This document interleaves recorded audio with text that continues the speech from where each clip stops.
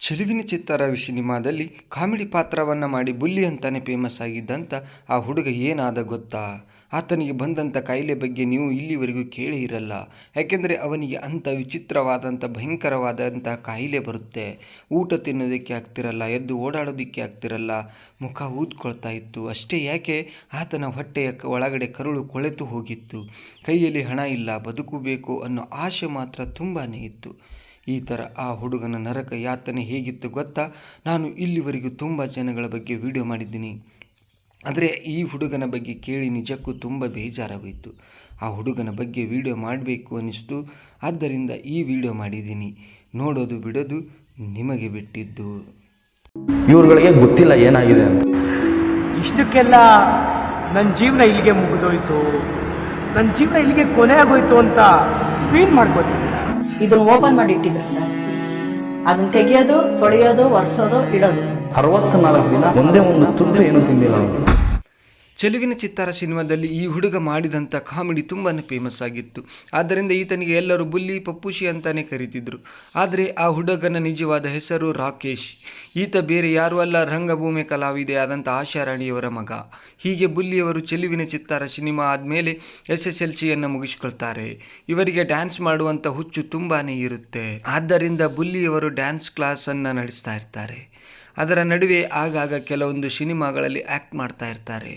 ಬುಲ್ಲಿಯವರಿಗೆ ಆಗ ಸುಮಾರು 21 ವರ್ಷ ವಯಸ್ಸಾಗಿತ್ತು. ಈ ರೀತಿ ಬುಲ್ಲಿಯವರು ಡ್ಯಾನ್ಸ್ ಕ್ಲಾಸ್ನ ನಡೆಸ್ತಾ ಇದ್ರಲ್ಲ, ಅದರ ಪಕ್ಕದಲ್ಲಿ ಒಂದು ಡಯಾಗ್ನೋಸ್ಟಿಕ್ ಸೆಂಟರ್ ಇತ್ತು.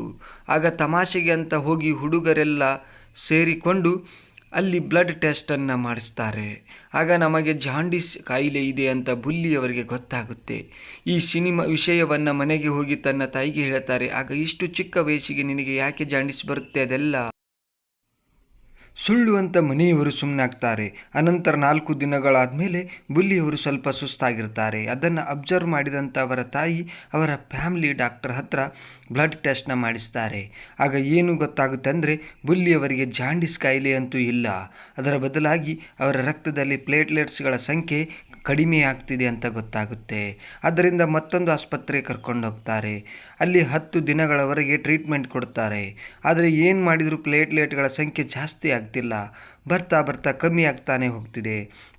ಕಡಿಮೆ ಅಂದರೂ ರಕ್ತದಲ್ಲಿ 1.5 ಲಕ್ಷದಷ್ಟು ಪ್ಲೇಟ್ಲೆಟ್ಗಳ ಸಂಖ್ಯೆ ಇರಬೇಕು. ಆದರೆ ಹೋಗ್ತಾ ಹೋಗ್ತಾ ಅವರಿಗೆ 40,000ಕ್ಕೆ ಬಂದ್ಬಿಡುತ್ತೆ. ಹೀಗೆ ಬಿಟ್ಟರೆ ಅವರು ಕೋಮಾ ಸ್ಟೇಜ್ಗೆ ಹೋಗಿಬಿಡ್ತಾರೆ.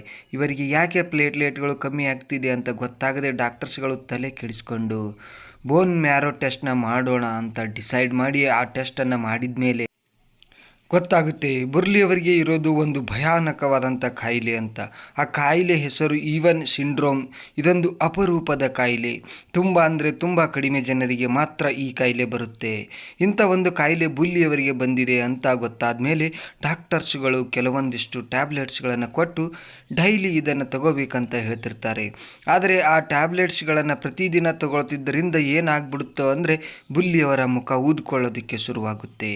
ಹೀಗೆ ಅವರ ಮುಖ ದಿನೇ ಊದ್ಕೊಂಡಿದ್ದರಿಂದ ನಟ ಬುಲ್ಲಿಯವರು ತುಂಬ ನೊಂದುಕೊಂಡು ರಾತ್ರಿ ಮನೆಯಲ್ಲಿ ಎಲ್ಲರೂ ಮಲ್ಕೊಂಡ ಮೇಲೆ ಇವರಿಗೆ ನಿದ್ದೆ ಬರದೆ ಎದ್ದು ಕೂತ್ಕೊಂಡು ಕನ್ನಡಿಯಲ್ಲಿ ತನ್ನ ಮುಖ ನೋಡಿಕೊಂಡು ತನ್ನ ಮುಖ ಇಷ್ಟೊಂದು ದಪ್ಪ ಆಗೋಯ್ತಲ್ಲ, ನನಗೆ ಸಿನಿಮಾ ಅವಕಾಶಗಳು ಸಿಗುತ್ತೋ ಇಲ್ವೋ, ನಾನು ಆ್ಯಕ್ಟರ್ ಆಗೋದಕ್ಕೆ ಆಗಲ್ವೇನೋ ಅಂತ ರಾತ್ರಿ ಎಲ್ಲ ಬುಳೋ ಅಂತ ಅಳ್ತಿದ್ರಂತೆ. ಈ ರೀತಿ ಮುಖ ಊದ್ಕೊಂಡಿದ್ದ ಕೆಲವೊಂದಿಷ್ಟು ಜನ ಇವರಿಗೆ ನಾಟಿ ಔಷಧಿ ಕೊಡಿಸಿ ಸರಿ ಹೋಗ್ತಾರೆ ಅಂತ ಹೇಳ್ತಾರೆ. ಆಗ ಸುಮಾರು 20,000 ರೂಪಾಯಿ ಹಣ ಹೊಂದಿಸಿಕೊಂಡು ಕೋಲಾರಕ್ಕೆ ಹೋಗಿ ನಾಟಿ ಔಷಧಿಯನ್ನು ಕೊಡಿಸ್ತಾರೆ. ಅಲ್ಲಿ ಏನಂತ ಹೇಳ್ತಿರ್ತಾರೆ ಅಂದರೆ, ನಾಟಿ ಔಷಧಿಯನ್ನು ತಗೊಂಡ್ರೆ ನೀವು ಸರಿ ಹೋಗ್ತೀರಾ, ಆದ್ದರಿಂದ ಆಸ್ಪತ್ರೆಯಲ್ಲಿ ಕೊಟ್ಟಿರುವಂಥ ಟ್ಯಾಬ್ಲೆಟ್ಗಳನ್ನು ತಗೋಬೇಡಿ ಅಂತ ಹೇಳ್ತಾರೆ. ಅದೇ ರೀತಿ ಬುಲ್ಲಿಯವರು ಸ್ವಲ್ಪ ದಿನಗಳ ಕಾಲ ನಾಟಿ ಔಷಧಿಯನ್ನೇ ತಗೋತಾರೆ. ಆದರೆ ಹೀಗೆ ಒಂದು ದಿನ ಅವರಿಗೆ ತುಂಬ ಸುಸ್ತಾಗಿರುತ್ತೆ. ಆದ್ದರಿಂದ ಬೆಂಗಳೂರಿನ ಸೆಂಟ್ ಜಾನ್ ಆಸ್ಪತ್ರೆಗೆ ಕರ್ಕೊಂಡು ಹೋಗಿ ಅಡ್ಮಿಟ್ ಮಾಡ್ತಾರೆ. ಯಾಕಂದರೆ ಅಲ್ಲಿ ಅವರಿಗೆ ಪ್ಲೇಟ್ಲೆಟ್ಗಳು ತುಂಬ ಕಡಿಮೆ ಆಗಿಬಿಟ್ಟಿರುತ್ತೆ. ಆದ್ದರಿಂದ ಡಾಕ್ಟರ್ಸ್ಗಳು ಅಡ್ಮಿಟ್ ಮಾಡಿಕೊಂಡು ಇವರಿಗೆ ಒಂದು ಇಂಜೆಕ್ಷನ್ ಹಾಕಬೇಕು. ಅದರ ಬೆಲೆ 1.5 ಲಕ್ಷ ಅಂತ ಹೇಳ್ತಾರೆ. ಆದರೆ ಬುಲ್ಲಿಯವರ ತಾಯಿ ಹತ್ರ ಇದ್ದದ್ದು ಕೇವಲ 20,000 ಮಾತ್ರ. ಅದನ್ನು ಕೂಡ ಬೇರೆಯವರ ಹತ್ರ ಸಾಲ ಮಾಡಿಕೊಂಡು ತಗೊಂಡು ಬಂದಿರ್ತಾರೆ. ಆದರೂ 1.5 ಲಕ್ಷದ ಆ ಇಂಜೆಕ್ಷನ್ ಹಾಕಿಸಬೇಕು ಅಂತ ಮತ್ತೆ ಬಡ್ಡಿಗೆ ಸಾಲ ತಗೊಂಡು ಟ್ರೀಟ್ಮೆಂಟ್ ಕೊಡಿಸ್ತಾರೆ. ಹೀಗೆ ಅದೇ ಆಸ್ಪತ್ರೆಯಲ್ಲಿ 10 ದಿನ ಕಳೆಯುತ್ತೆ. ಅನಂತರ ಇವರಿಗೆ ಆಪರೇಷನ್ ಮಾಡಬೇಕಂತ ಡಾಕ್ಟರ್ ಹೇಳ್ತಾರೆ. ಲ್ಯಾಪ್ರೋಸ್ಕೋಪಿ ಮಾಡಿದರೆ ಇವರಿಗೆ ಬ್ಲಡ್ಡಲ್ಲಿ ಪ್ಲೇಟ್ಲೆಟ್ಸ್ ಜಾಸ್ತಿ ಆಗುತ್ತೆ, ಇವರು ಸರಿ ಹೋಗ್ತಾರೆ ಅಂತ ಹೇಳಿ ಆಪರೇಷನ್ ಮಾಡ್ತಾರೆ. ಇನ್ನೇನು ಎಲ್ಲ ಸರಿ ಹೋಯಿತು, ಬುಲ್ಲಿಯವರು ಕಾಯಿಲೆಯಿಂದ ಗುಣಮುಖರಾಗ್ತಾರೆ ಅಂತ ಎಲ್ಲರೂ ಅಂದ್ಕೊಂಡಿದ್ರು. ಆಪರೇಷನ್ ಮುಗಿದು 2 ದಿನ ಆದಮೇಲೆ ಬುಲ್ಲಿಯವರ ತಾಯಿ ಮಗನಿಗೆ ಊಟ ತಿನ್ನಿಸೋಕ್ಕೆ ಹೋಗ್ತಾರೆ. ಆದರೆ ಬುಲ್ಲಿಯವರಿಗೆ ಊಟ ಸೇರ್ತಾನೇ ಇಲ್ಲ. ಬಹುಶಃ ಆಪರೇಷನ್ ಮಾಡಿದ್ದರಿಂದ ಈ ಥರ ಆಗ್ತಿರಬಹುದು, ಸರಿ ಹೋಗುತ್ತೆ ಅಂತ ಸುಮ್ಮನೆ ಆಗ್ತಾರೆ. ಆದರೆ ಅವತ್ತು ರಾತ್ರಿ ಇದ್ದಕ್ಕಿದ್ದಂತೆ ಬುಲ್ಲಿಯವರಿಗೆ ಉಸಿರಾಡೋಕ್ಕೂ ಆಗದೆ ಸಮಸ್ಯೆ ಆಗಿಬಿಡುತ್ತೆ. ICUಗೆ ಶಿಫ್ಟ್ ಮಾಡಿ ಏನೋ ಸಮಸ್ಯೆ ಆಗಿದೆ, ಮತ್ತೊಂದು ಸರಿ ಆಪರೇಷನ್ ಮಾಡಬೇಕು ಅಂತ ಡಾಕ್ಟರ್ ಹೇಳ್ತಾರೆ. ಅದೇ ರೀತಿ 2ನೇ ಸರಿ ಆಪರೇಷನ್ ಮಾಡಿ ಡಾಕ್ಟರ್ ಬಂದು ಒಂದು ಮಾತನ್ನು ಹೇಳ್ತಾರೆ. ಅದೇನೆಂದರೆ, ನಿಮ್ಮ ಮಗನ ಹೊಟ್ಟೆಯಲ್ಲಿ 80% ಸಣ್ಣ ಕರಳು ಕೊಳೆತು ಹೋಗಿದೆ. ಆದ್ದರಿಂದ ಉಳಿದಿರುವ 20% ಕರಳನ್ನು ಹೇಗೋ ಜಾಯಿಂಟ್ ಮಾಡಿದ್ದೀವಿ, ಏನೂ ಸಮಸ್ಯೆ ಆಗಲ್ಲ, ಸರಿ ಹೋಗ್ತಾರೆ. ಮೊದಲಿನ ನಂತರ ಊಟ ಮಾಡೋದಕ್ಕೆ ಆಗಲ್ಲ ಅಷ್ಟೇ ಅಂತ ಹೇಳಿ ಹೋಗ್ತಾರೆ. ಆದರೆ ನಿಜಕ್ಕೂ ಕರುಳು ಕೊಳೆತು ಹೋಗೋದಕ್ಕೆ ಕಾರಣ ಏನಾಗಿತ್ತು ಗೊತ್ತಾ? ಆ ಡಾಕ್ಟರ್ಸ್ಗಳು ಮೊದಲನೇ ಆಪರೇಷನ್ ಮಾಡಬೇಕಾದ್ರೆ ಹೊಟ್ಟೆ ಭಾಗದಲ್ಲಿ ಲ್ಯಾಪ್ರೋಸ್ಕೋಪಿ ಮಿಷನ್ ಬಿಡಬೇಕಾದ್ರೆ ಅದು ಒಳಗಡೆ ಸಣ್ಣ ಕರುಳನ್ನು ಸೀಳ್ಕೊಂಡು ಕಟ್ ಮಾಡಿಕೊಂಡು ಹೋಗಿರುತ್ತೆ. ಇದೇ ಕಾರಣಕ್ಕೆ ಸಣ್ಣ ಕರುಳು ಕೊಳಿತಾ ಹೋಗಿರುತ್ತೆ. ಹೀಗೆ 2ನೇ ಆಪರೇಷನ್ ಮಾಡಿದ ಮೇಲೆ ಆಪರೇಷನ್ ಮಾಡೋಕ್ಕೆ ಅಂತ ಹೊಟ್ಟೆ ಭಾಗದಲ್ಲಿ ಓಪನ್ ಮಾಡಿರ್ತಾರಲ್ಲ, ಅದನ್ನು ಹೊಲಿಗೆಯನ್ನು ಹಾಕದೆ ಹಾಗೆ ಬಿಟ್ಟಿರ್ತಾರೆ. ಪ್ರತಿದಿನ ಬರೋದು, ಓಪನ್ ಇರುವಂಥ ಜಾಗದಲ್ಲಿ ಕೈ ಹಾಕಿ ಕರುಳನ್ನು ವಾಶ್ ಮಾಡೋದು, ಹೋಗೋದು, ಇದೇ ರೀತಿ ಮಾಡ್ತಾರೆ. ಇದರ ನಡುವೆ ಬುಲ್ಲಿಯವರಿಗೆ ಆಪರೇಷನ್ಗಳನ್ನು ಮಾಡ್ತಿದ್ರು. ಹಣ ತುಂಬ ಖರ್ಚಾಗ್ತಿತ್ತು. ಅವರ ಹತ್ತಿರ ಹಣ ಇಲ್ಲದೆ ಕೈಯೆಲ್ಲ ಖಾಲಿಯಾಗಿತ್ತು. ಆದ್ದರಿಂದ ದುಡ್ಡಿಗಾಗಿ ಪರದಾಟಗಳನ್ನು ಮಾಡ್ತಾರೆ. ಯಾರೂ ಸಹಾಯ ಮಾಡಲ್ಲ, ತುಂಬ ಸಾಲ ಮಾಡಿಕೊಳ್ತಾರೆ. ಅಂಥ ಸಮಯದಲ್ಲಿ ನಟ ಪುನೀತ್ ರಾಜ್ಕುಮಾರ್ ಅವರ ಮನೆ ಹತ್ತಿರ ಹೋದಾಗ ಅವರು 50,000 ರೂಪಾಯಿ ಚೆಕ್ಕನ್ನು ಕೊಟ್ಟು, ನಾನು ನಿಮಗೆ ಸಹಾಯ ಮಾಡಿದೆ ಅಂತ ಯಾರಿಗೂ ಗೊತ್ತಾಗಬಾರ್ದಂತ ಹೇಳಿ ಕಳಿಸಿದ್ರಂತೆ. ಹೀಗೆ ತುಂಬ ಸಾಲ ಮಾಡಿಕೊಂಡು ಬುಲ್ಲಿಯವರನ್ನು ಉಳಿಸ್ಕೊಳ್ಳೋದಕ್ಕೆ ಅವರ ತಾಯಿ ತುಂಬ ಪ್ರಯತ್ನ ಪಡ್ತಾರೆ. ಆದರೆ ಬುಲ್ಲಿಯವರ ಆರೋಗ್ಯ ಮಾತ್ರ ದಿನಗಳು ಕಳೀತಾ ಇದ್ದಂತೆ ತುಂಬಾ ಹಾಳಾಗ್ಬಿಡುತ್ತೆ.